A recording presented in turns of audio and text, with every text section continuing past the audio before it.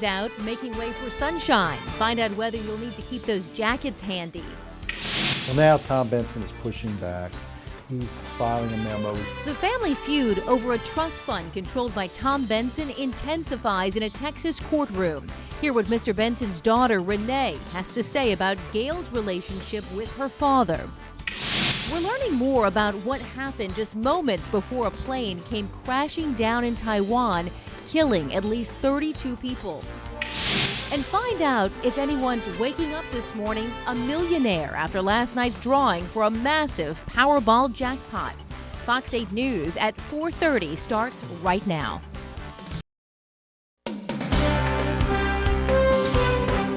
I was hanging around a block down, and I seen about 20, 35 people running towards me, screaming guns, guns, and screaming and crying.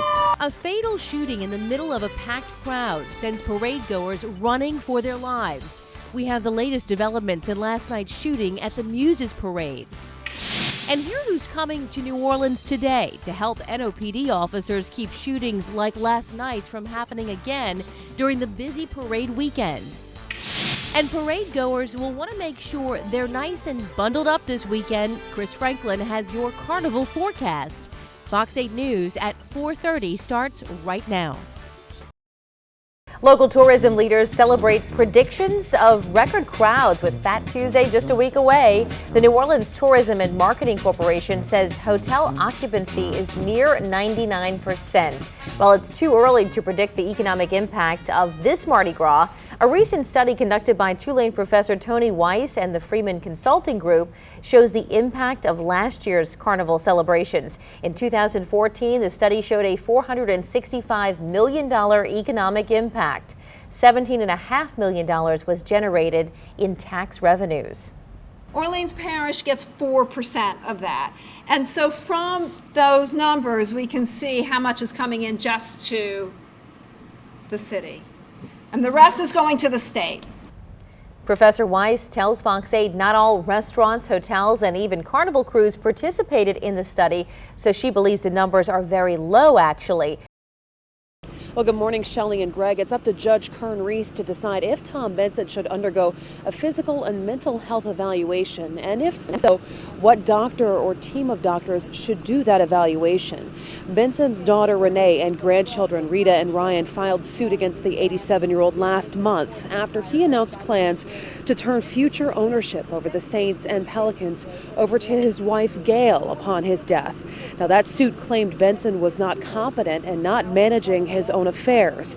In a separate suit in Texas, a judge on Monday appointed 2 men to oversee a Benson family trust there, saying it was obvious Tom Benson was, quote, facing pressures. But Fox 8 legal analyst Joe Raspanti says finding someone incompetent is a lot harder. It's fairly difficult because what you're doing, it's the term in the law is a civil death. You're no longer considered a person that can make decisions for themselves. And so it's a very serious thing to take that away from anyone. So the bar is set fairly high, in that you really have to prove that this person just does not have lucidity to take care of themselves. Snowy conditions on Wednesday caused problems for drivers in many parts of Indiana. Traffic on one interstate was at a standstill for hours, while drivers in more rural areas dealt with whiteout conditions and blowing snow.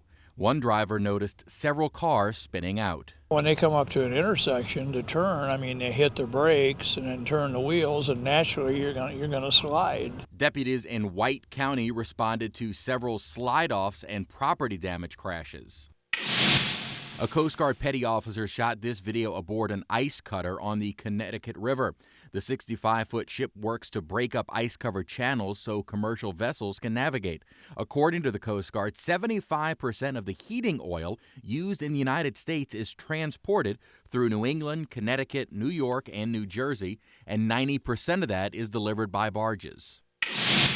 A Navy photographer got this shot of a lifetime on the deck of an aircraft carrier. It happened Tuesday morning as the USS John C. Stennis cruised the Pacific Ocean. Ignacio Perez photographed the 1,100-foot-long warship steaming through a rainbow. Perez said he was covering the end of a 5K run on the ship when he noticed the rainbow as the fog cloud was breaking. Not something we're familiar with seeing on the riverfront in New Orleans, but these are pictures of the Mississippi River in La Crosse, Wisconsin. Because of the heavy snows recently, the river is almost unrecognizable for even folks living in the cold climate. CNN reporter Mary Sanders was surprised to find her eyelashes filled with frost after her morning run on Tuesday. The high school student says she managed to run for an hour in the chilly 7-degree weather in Bloomfield Hills, Michigan. Our weather this week was relatively uneventful with the exception of rain on Wednesday, but with increasing clouds Monday evening, Fox 8 Facebook friend Anita was able to capture a beautiful sunset picture in Houma. That's a look at this week's Wild World of Weather.